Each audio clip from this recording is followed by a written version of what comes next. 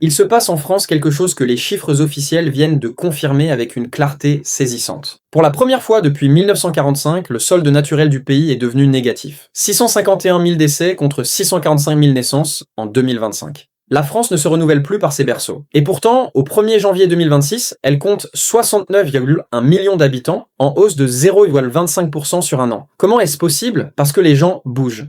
Parce que des centaines de milliers de Français font chaque année le choix de partir ailleurs, et parce que certains départements captent ces flux avec une puissance d'attraction que rien ne semble pouvoir arrêter. Le recensement le confirme sans ambiguïté. La croissance démographique française se concentre désormais sur 3 axes, la façade atlantique, le sud méditerranéen et le couloir rhodanien. Pendant que la diagonale du vide se dépeuple, pendant que Paris perd des habitants année après année, pendant que des départements entiers voient leur population revenir au niveau des années 1960, d'autres territoires connaissent une croissance qui dépasse le double, parfois le triple, de la moyenne nationale. Et ce mouvement n'est pas aléatoire. Ces départements ont quelque chose que les autres n'ont pas, ou plutôt une combinaison de choses. Du soleil souvent, de l'emploi, presque toujours, une métropole dynamique parfois, la mer, très fréquemment, et surtout cette qualité de vie devenue le critère numéro 1 des Français qui déménagent, devant même le salaire. Dans cette vidéo, nous allons vous présenter les 10 départements français qui attirent le plus de nouveaux habitants, et vous expliquer précisément pourquoi. Abonnez-vous maintenant à cette chaîne, chaque semaine des analyses concrètes sur les meilleures opportunités de vie en France.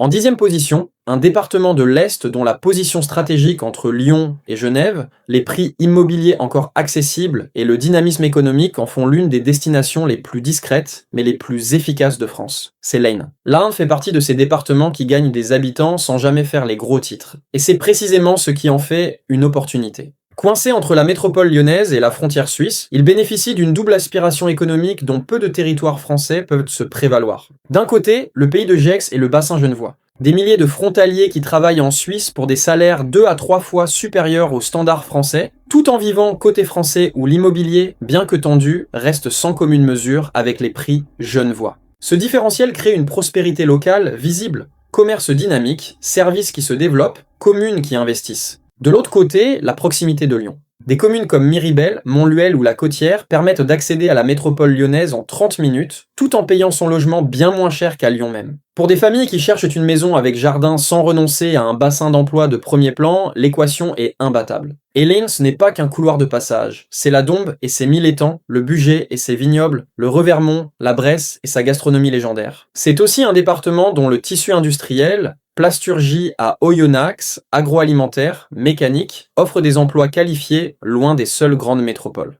Un territoire discret qui séduit ceux qui prennent le temps de le découvrir. En 9e position, un département de la façade atlantique dont le modèle économique atypique, le plein d'emploi et la qualité de vie littorale en font l'un des territoires les plus enviés de l'Ouest français. C'est la Vendée. La Vendée est une anomalie française et c'est un compliment. Dans un pays où le chômage vient de franchir les 8%, ce département affiche l'un des taux les plus bas de France métropolitaine. Dans une région Pays de la Loire déjà dynamique, c'est le seul département dont la croissance démographique s'accélère au lieu de ralentir. Le secret vendéen tient en un mot, le tissu de PME. Contrairement à des territoires dépendants d'un grand donneur d'ordre unique, la Vendée a construit son économie sur des centaines d'entreprises familiales, souvent leaders dans leur niche, réparties sur l'ensemble du territoire plutôt que concentrées dans une seule métropole. Agroalimentaire, nautisme, plasturgie, ameublement, logistique, une diversification qui rend le département remarquablement résistant aux crises sectorielles. Cette santé économique se combine avec une géographie enviable. 250 km de côte, les sables d'Olonne, Saint-Jean-de-Mont, Noirmoutier, l'Île-Dieu. Un ensoleillement parmi les meilleurs de la façade atlantique. Et un arrière-pays bocagé dont les prix immobiliers restent très accessibles comparés au littoral. Pour les familles, la Vendée coche presque toutes les cases. Sécurité parmi les meilleures de France, écoles de qualité, associations sportives et culturelles très nombreuses, et cette culture locale de l'entraide qui facilite considérablement l'intégration des nouveaux arrivants. Le Puy du Fou, la Vendée Globe, le Vendée Handball, un territoire qui a su construire une identité forte et fière qui donne envie d'en faire partie. En 8e position, un département du littoral atlantique dont l'ensoleillement exceptionnel, les îles et le patrimoine en font l'une des destinations préférées des Français qui quittent la région parisienne. C'est la Charente-Maritime. La Charente-Maritime figure parmi les départements néo-aquitains qui gagnent le plus d'habitants, avec près de 26 000 nouveaux résidents sur une période de 6 ans. Et quand on regarde ce que ce département propose, cette attractivité n'a rien de mystérieux. Commençons par l'argument qui pèse le plus dans les décisions de déménagement. le soleil. La Charente-Maritime affiche l'un des taux d'ensoleillement les plus élevés de toute la façade atlantique, comparable à certaines zones méditerranéennes. Pour des franciliens qui subissent la grisaille, ce facteur est devenu déterminant dans les choix résidentiels. Ensuite, la géographie. La Rochelle et son Vieux-Port, Rochefort et son Arsenal, Royan et ses plages, l'île de Ré, l'île d'Oléron, l'estuaire de la Gironde, le Marais poitevin. Peu de départements français offrent une telle densité de sites remarquables sur un territoire aussi accessible, et contrairement à la Côte d'Azur, les prix restent abordables dès qu'on s'éloigne un peu du littoral immédiat. L'économie charentaise maritime s'appuie sur un trépied solide, le tourisme bien sûr, mais aussi le nautisme. La Rochelle est l'une des capitales européennes de la plaisance, et l'agriculture, notamment ostréicole avec Marennes-Oléron. S'y ajoute une université dynamique à La Rochelle qui apporte une population jeune et un écosystème d'innovation. Le département a aussi fait un choix stratégique payant, misé sur le vélo. La Rochelle est reconnue comme l'une des villes les plus cyclables de France, et les pistes qui sillonnent le département attirent une population soucieuse de qualité de vie et d'environnement. En 7e position, un département du sud-ouest dont la plus grande forêt d'Europe occidentale, le surf et une qualité de vie devenue mythique attire chaque année des milliers de nouveaux habitants. Ce sont les Landes. Les Landes font partie de ces départements dont l'attractivité a explosé depuis la crise sanitaire, quand des dizaines de milliers de Français ont réalisé qu'ils pouvaient travailler à distance et ont cherché où poser leurs valises. Ce qu'ils y ont trouvé, 1 million d'hectares de forêt de pins, la plus grande forêt artificielle d'Europe occidentale, qui structure tout le territoire. Des pistes cyclables à perte de vue, des plages océaniques parmi les plus belles de France, Osgore, Cabretonne, Seignos, Mimizan, dont certaines sont des références mondiales du surf.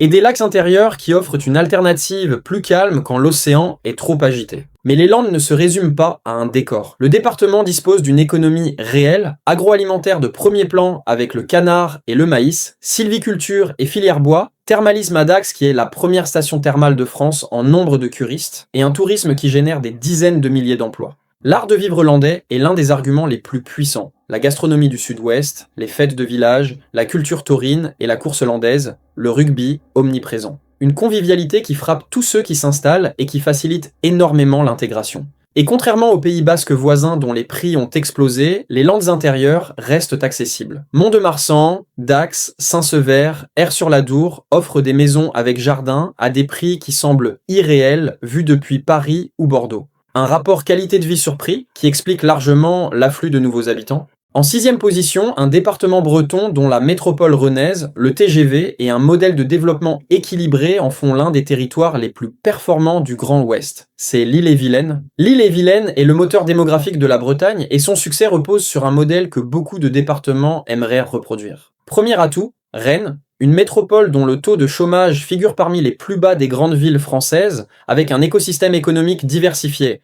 numérique, cybersécurité, agroalimentaire, automobile, santé. Une ville universitaire majeure avec plus de 70 000 étudiants qui alimente en permanence le marché du travail local en jeunes diplômés. Et une politique de transport remarquable avec 2 lignes de métro et la gratuité des transports en commun pour tous les habitants. Deuxième atout, le TGV. Depuis la mise en service de la ligne à grande vitesse, Rennes est à moins d'1h30 de Paris. Ce chiffre a tout changé. Il permet un aller-retour dans la journée, rend le télétravail hybride parfaitement viable et a déclenché un flux continu de franciliens venus chercher l'espace et la qualité de vie sans renoncer à leur carrière parisienne. Troisième atout, Saint-Malo et la Côte d'Émeraude. Le département n'est pas qu'une métropole. Il dispose d'un littoral remarquable, de Cancale à Dinard, qui attire à la fois les touristes et les résidents permanents. Quatrième atout, l'équilibre territorial. Contrairement à des départements où tout se concentre dans une seule ville, l'Ille-et-Vilaine a maintenu un maillage de villes moyennes, dynamiques, Fougères, Vitré, Redon,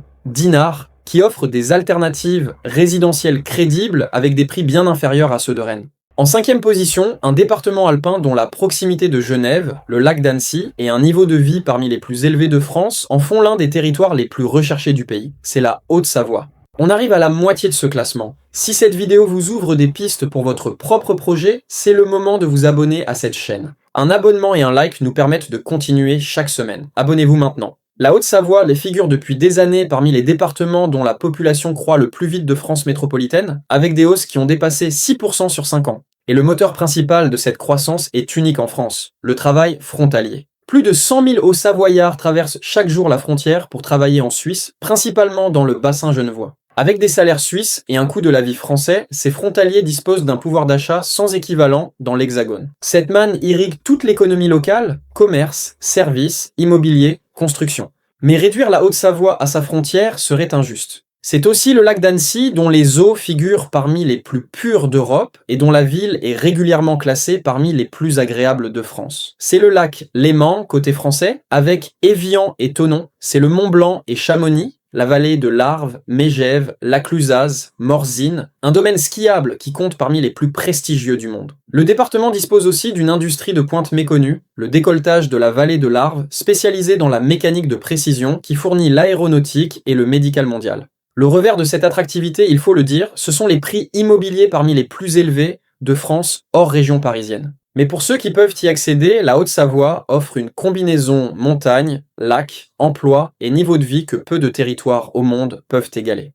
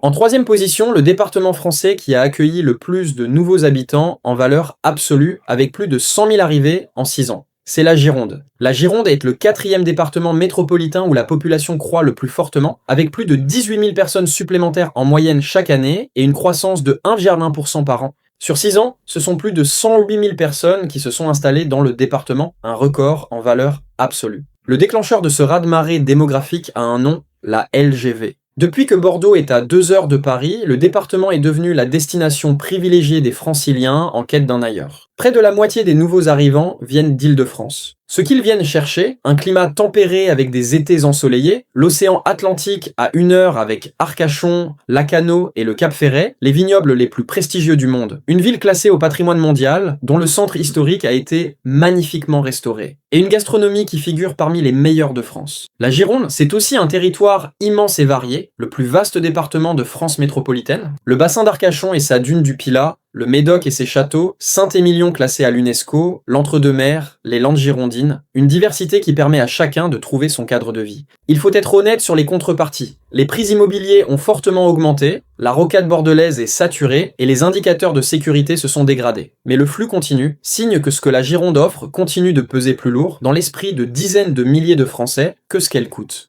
En deuxième position, un département insulaire dont le taux de croissance démographique figure parmi les plus élevés de France, porté par un cadre de vie que le monde entier envie. C'est la Corse du Sud. La Corse du Sud est la grande surprise de ce classement, et elle le mérite pleinement. Ce département figure systématiquement dans le trio de tête des territoires métropolitains dont la population croît le plus vite, avec des taux supérieurs à 1% par an. Ce qui attire, c'est d'abord un cadre naturel qui n'a pas d'équivalent en Europe. Les falaises de Bonifacio qui plongent dans des eaux turquoises. Les plages de Porto Vecchio, Palombagia et Santa Giulia régulièrement classées parmi les plus belles du continent. Le golfe d'Ajaccio, les aiguilles de Bavella, le massif de l'Alta Rocca, un territoire où la montagne tombe littéralement dans la mer. Ensuite, la sécurité du quotidien. Contrairement à certaines représentations, la Corse affiche des taux de délinquance de proximité, cambriolage, vol, agression de rue, parmi les plus bas de France. Pour des familles venues du continent, c'est un argument déterminant. Le télétravail a été un accélérateur puissant. Depuis 2020, des milliers de cadres et d'indépendants ont fait le calcul. Si je peux travailler de n'importe où, pourquoi pas d'ici ?